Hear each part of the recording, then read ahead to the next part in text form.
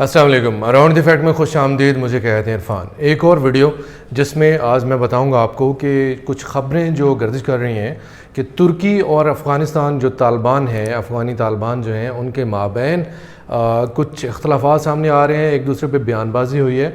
तो इस मामले में सारी हकीकत क्या है वो मैं आपको आज की वीडियो में बताऊंगा। लेकिन उससे पहले आपको कुछ बैकग्राउंड समझना ज़रूरी है। ये बैकग्राउंड क्या है? कुछ अरसा पहले, कुछ दिन पहले तुर्की ने रशिया से एक एयर डिफेंस सिस्टम ख़रीदा है, latest air defence system. Normally क्या है कि तुर्की के अमेरिका के साथ बहुत ज़बरदस्त तल्लुकात हैं और तुर्की तमाम की तमाम चीज़ें जो हैं वो अमेरिका से ख़रीदता है। इस बात पे दोनों मुल्कों के दरमियान जो है थोड़ी सी सर्द मोहरी आ गई थी, थोड़ी सी जिसे आप कहते हैं कि थोड़ी सी इख्तलाफात सामने आ गए थे, लेकिन खुल के इख्तलाफात नहीं थे। लेकिन अमेरिका को इस बात का दुख था कि तुर्की जो है उसका झुकाव रशिया की तरफ क्यों हुआ है। तो अब हुआ क्या कि अब तुर्की ने इस बात को बैलेंस करने के लिए, अमेरिका को फेवर करने के लिए, तुर्की ने ये कहा कि चूँकि याद रहे कि अफ़गानिस्तान में जो मौजूद अमेरिका और नेटो फोर्सेस हैं उनका इनखला 11 सितंबर तक मुकम्मल होना है।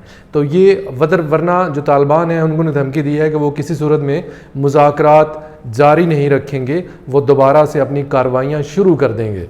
तो तुर्की ने अमेरिका को फेवरिज्म करते हुए, अमेरिका को फेवर करते हुए ये कहा कि तुर्की अपनी फ़ौजें, अपने ट्रूप्स जो है वो काबुल के अंदर जो मौजूद हवाई अड्डा है उसके ऊपर रखेगा ताकि वो अफ़गान जो काबुल हवाई अड्डा है उसकी हिफाजत कर सके। तो इसके जवाब में तालिबान ने क्या कहा? तालिबान का जवाब सुनिए। उन्होंने कहा कि अफ़गानिस्तान के चप्पे चप्पे की हिफाजत की ज़िम्मेदारी अफ़गानियों की है। किसी को ये उम्मीद नहीं रखनी चाहिए कि वो अपनी फ़ौज या सिक्योरिटी इदारे अफ़गानिस्तान में रखेगा। अगर किसी ने ऐसी गलती की तो अफ़गानी लोग और इस्लामिक इत्तेहाद इनको अपना दुश्मन तस्वुर करेगा। एक और बात याद रहे कि मंडे वाले दिन, मंडे को जो बाइडन और रजब तैयब एर्दोगान एक मीटिंग ये हो रही है, इसके अलावा एक और मीटिंग हो रही है, वो बड़ी इंपॉर्टेंट है। वो हो रही है जो नेटो के कमांडर्स हैं उनकी मीटिंग हो रही है ब्रसल्स में। तो ये दोनों मीटिंग्स जो हैं ये बड़ी इंपॉर्टेंट हैं। इसके अलावा जो ऑस्ट्रेलिया है, ऑस्ट्रेलिया ने भी अफ़गानिस्तान में अपनी एम्बेसी जो है बंद कर दी है और कहा है कि ये सिक्योरिटी रिस्क है। रीडर्स के नुमाइंदे ने तालिबान के जो स्पोक्स पर्सन हैं जो दोहा में मौजूद हैं उनसे पूछा कि क्या इस बात में सदाकत है कि तुर्की की जो ऑफ़र है आप उसको रिजेक्ट कर रहे हैं।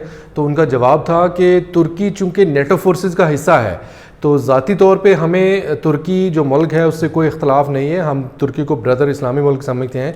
लेकिन तुर्की जो कि चूँकि नेटो फोर्सेस का भी हिस्सा है, इसलिए हम नेटो फोर्सेस के किसी ट्रूप्स को, किसी भी उसके दस्ते को अफ़गानिस्तान पर मौजूद रहने की इजाज़त नहीं दे सकते।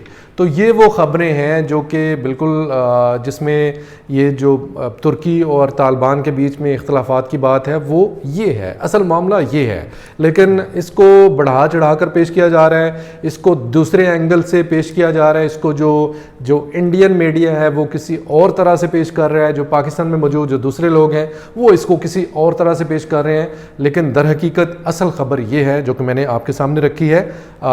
इसके हवाला जात जो हैं वो भी मैं इसमें लिंक में शेयर कर सकता हूँ, लिंक में शेयर कर दूंगा बल्कि। तो ये इसकी असल हकीकत है। तो इसके अलावा इस हवाले से जो भी अपडेट होगी, जो मज़ीद अपडेट होगी, जो तुर्की के हवाले से जो कल जो मीटिंग्स हैं दो बड़ी इंपॉर्टेंट है, नेटो जो के कमांडर्स हैं उनकी मीटिंग, और दूसरी तैयब एर्दोगान और जो बाइडन की जो मीटिंग है वो ये बड़ी इंपॉर्टेंट है।